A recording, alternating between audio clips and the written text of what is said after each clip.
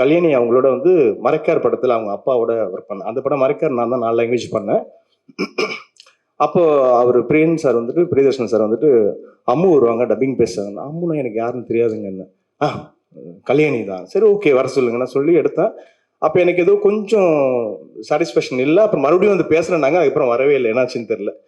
அப்புறம் இந்த படத்துக்கு சரி இதுலயாச்சும் சேர்ந்து ஒர்க் பண்ணலாம்னு நினைச்சோம். கடைசி லாஸ்ட் மினிட்ல டைரக்டர் வந்து வருவாங்கன்ற மாதிரி சொன்னாங்க. லாஸ்ட் மினிட் வரல. ஆனா அதுல பார்த்ததுக்கும் இந்த படத்துல பாக்குறதுக்கும் அவங்கள்ட்ட எவ்வளோப்பா நான் எப்படி இவ்வளோ ஒரு ரொம்ப சாஃப்டா தான் நிறைய படம் அவங்களை நான் ஒர்க் பண்ணியிருக்கேன், நிறைய படம் பார்த்துருக்கேன்.